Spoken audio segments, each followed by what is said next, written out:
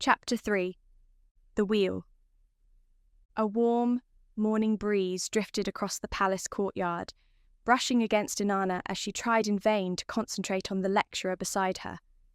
She held her grandmother's birth locket in one hand, the simple metal charm serving as a steady reminder of the legacy she would soon inherit. The past few weeks had felt relentless, between preparing for her coronation and engaging in sessions with Pelios, head shaman, and her spiritual mentor. Inanna's world had become a tangle of obligations, doubts, and ancestral expectations.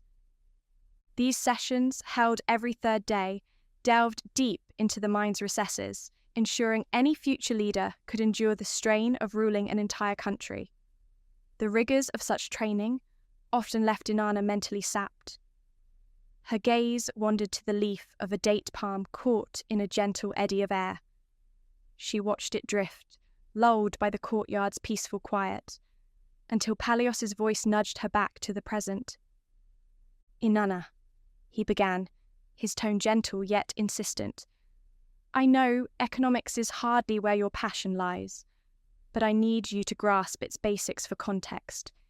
In your grandmother's absence, you'll have to oversee every facet of Suma's welfare, finances included." Sighing, Inanna dragged her attention away from the solitary leaf. "Forgive me, Pelios. My mind has roamed to a dozen places lately." She paused, letting the locket slip back into her lap. "I realise it's crucial. Where were we? Economics. I know Uruk has prospered these last 10 years. My grandmother's careful counsel and my mother's guidance over the economy made sure of it." Pelios closed the small scripture he held and gave a measured nod. "So tell me, why do you think our nation thrives at present?" "It stems from my grandmother's leadership," Inanna said firmly. "She surrounded herself with trustworthy advisors, like my mother, and took calculated risks. For instance, she lent significant currency to Atlantis at 7% interest. At first, rates were low to lend them a friendly hand, but when their financial troubles deepened 2 years later, she raised the interest to protect our people." Pelios's eyes gleamed with mild pride. "Quite right. She tempered generosity with prudence, ensuring Uruk remained stable. So, let me ask you directly. Do you suppose our country will remain economically secure in the coming years?" Inanna knitted her brow in thought. "We should remain secure given that the interest from Atlantis bolsters our treasury. With more currency circulating among our citizens, Uruk's economy stands to grow further." Pelios inclined his head. "That is true to a point. Yet consider our customer, Atlantis. What do we truly know of Emperor Pisidian and his state of affairs?" "He descends from an ancient imperial lineage," Inanna replied, recalling facts ingrained in her memory. "His predecessors harnessed oceans to shape modern-day Atlantis. He's ruled since youth, yet in the last 50 years, their kingdom has waned, losing ground in wealth, culture, and renown." Pelios shut his eyes a moment, as though weighing the gravity of these words. "Precisely. Their downfall is no secret. And if a kingdom rots from the inside, what becomes of our substantial loans? Sometimes altruism and business cannot be reconciled." His statement left Inanna pondering how swiftly such a golden age might wither. Already, the equatorial sun had climbed higher, chasing away the courtyard's earlier coolness. The silence between teacher and pupil was broken only by Pelios standing abruptly. "Well, before you're formally crowned Nin, there's something else you should see," he said. Without further preamble, he gathered his notes, and Inanna followed him out of the university's tranquil courtyard. They stepped onto Uruk's bustling streets as the sun's glare danced off polished marble roads. Locals in flowing garments paused to greet Inanna with warm smiles. She was, after all, the soon-to-be Nin, destined to guide Suma into its next chapter. Overhead, Trellised vines and carefully designed irrigation channels tempered the desert's fierceness, transforming scorching heat into a more welcoming warmth. Far above them, the ever-present brassicas thrummed anew, sending a subtle, uplifting resonance through every passerby. Like much of the known world in this golden age, Sumer placed great emphasis on sustainable or reusable resources for all facets of life. Inanna and Palios observed these guiding principles at a bustling market where produce was swathed in biodegradable packaging. It resembled the natural peel of a banana, a clever design that had persisted across millennia to conserve resources and mirror nature's efficiency. "Remarkable, isn't it?"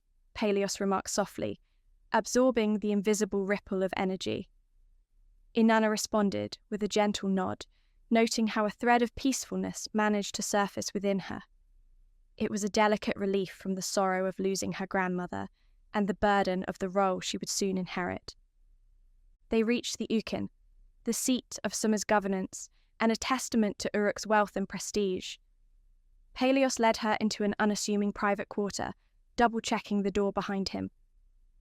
"This was your grandmother's command centre," he remarked softly, "where she conferred with dignitaries, brokered alliances, and shaped the fate of nations."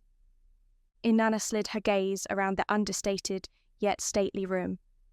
"Big shoes to fill," she said half to herself. Palios nodded, sympathy flickered in his eyes. He produced a journal from a cabinet, then crossed to a grand wooden desk. "Sit, please."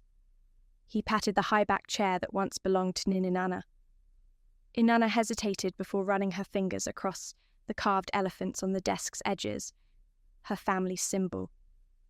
"Do you recall your early lessons about the Wheel of Man?" Palios asked, placing the journal before her. "At the temple school, it's one of the very first teachings, an ancient hypothesis that human ages rise and fall in cyclical spans." "Yes," Inanna confirmed. She settled in. "We regard the Earth's axial wobble, how it moves 1 degree every 72 years, and from it our ancestors divined golden and dark epochs.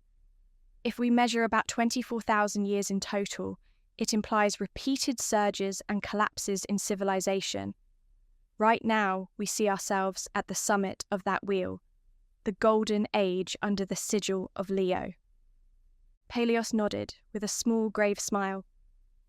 "And we've been in this golden age for roughly 2,000 years.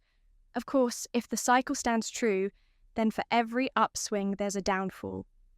Many earlier civilizations vanished under shadowy circumstances, leaving only faint traces. Until recently, we supposed at least 2 centuries remained of our current prosperity. Enough time to plan, to prepare.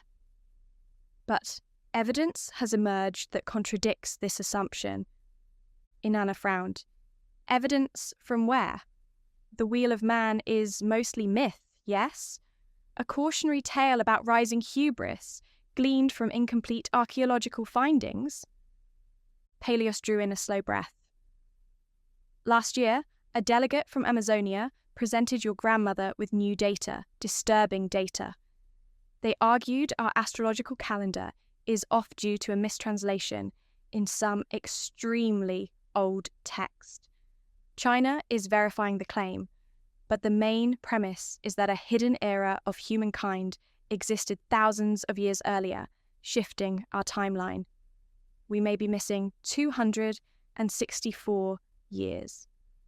Inanna stared, caught between disbelief and alarm. 264? If that's true, does it mean this golden age has already ended? Palios reached out and gently shut the journal. Yes, and not merely ended, but ended long ago. If we follow the patterns predicted by the wheel, we're due, some might say, overdue, for a cataclysm that could eradicate nearly every kingdom on Earth. A silence fell between them. Inanna's mind flitted to her grandmother's funeral, the finality of death so freshly imprinted on her heart. The idea of an entire civilization following suit felt too immense to grasp. At length, she found her voice. "We can't ignore it," she whispered, reading the unspoken fear in Peleos's gaze. "How can any Nin, no matter how prepared, hold back a tide that has recurred countless times across eons of human memory?" Peleos turned solemn eyes on her. "That, my Nin, is the question only you can begin to answer." She leaned back in the old wooden chair, letting the weight of his statement settle. Inanna's thoughts drifted to Dumuzi, the man everyone expected her to wed. She had avoided confronting her own reluctance about him, particularly in the wake of recent events. If the world indeed stood on the brink, did forging alliances in marriage still matter in the same way? A pang of guilt lanced through her.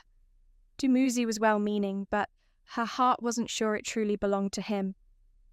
In the quiet chambers of her grandmother's old workroom, Inanna realized the swirling complexities of her future, the potential unraveling of an entire age, the burdens of a throne she must soon occupy, and the personal entanglements that threatened to bind her in ways she did not want. She inhaled deeply, resolving that if the golden age was truly waning, she would need every resource, intellectual, political, and even emotional, to guide Suma through its darkest hours.